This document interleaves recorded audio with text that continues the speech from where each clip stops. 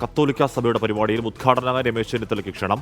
സഭയുടെ കീഴിലുള്ള Muttar HSS platinum ജൂബിലിയുടെ ഉദ്ഘാടകനായാണ് Ramesh ചെന്നിത്തലയെ ക്ഷണിച്ചത്. മനീഷ് മഹിപ്പാൽ വിവരങ്ങൾ വെച്ചിരുന്നു. മനീഷ്, രമേശ് ചെന്നിത്തലയ്ക്ക് കൂടുതൽ ടെറൈനുകളിലേക്ക് ക്ഷണം കിട്ടുന്നു എന്നാണോ?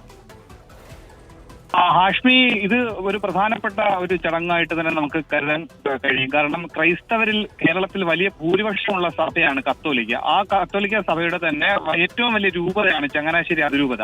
അവിടുത്തെ ആർച്ച് ബിഷപ്പ് മാർ തോമസ് തറയിൽ അധ്യക്ഷത വഹിക്കുന്ന ഒരു പരിപാടിയിലാണ് രമേശ് ചെന്നിത്തല പങ്കെടുക്കുന്നത് എന്നുള്ളൊരു സവിശേഷത കൂടിയുണ്ട്. സഭയുടെ കീഴിലുള്ള മുട്ടാർ ഹയർ സെക്കൻഡറി സ്കൂളിലെ പ്ലാറ്റിനം ജൂബിലി ഉദ്ഘാടനം അടുത്ത വെള്ളിയാഴ്ചയാണ്. അത് നാളെയാണ് ഈ പരിപാടി. അടുത്ത 17-ാം തീയതിയാണ് ഈ പരിപാടി.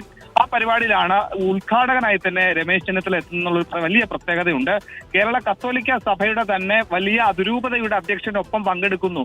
മധ്യകേരളത്തിലൊക്കെ വലിയ സ്വാധീനമുള്ള സഭയാണ്. പലപ്പോഴും രാഷ്ട്രീയപരമായ പല അഭിപ്രായങ്ങൾ പറയാറുള്ള ഒരു ബിഷപ്പ് കൂടിയാണ് മാർ തോമസ് തറയിൽ എന്നത് മറ്റൊരു കാര്യം കൂടിയാണ്. ഏറ്റവും പ്രധാനപ്പെട്ട കാര്യം, കഴിഞ്ഞ ഒരു 4 ദിവസങ്ങൾക്ക് മുൻപായിരുന്നു ഓർത്തഡോക്സ് സഭയുടെ പരിപാടിയിൽ കൂടി കൂടുതൽ പരിപാടികളിലേക്ക് രമേശ് ചെന്നിത്തലയ്ക്ക് ക്ഷണം കിട്ടുകയാണ്. എന്തായാലും അതിൽ ഉള്ള സംശയങ്ങൾക്കും മറ്റെല്ലാത്തിനും അപ്പുറം ആ പരിപാടിക്ക് എല്ലാവിധ ആശംസകളും അറിയിക്കുകയുമാണ്.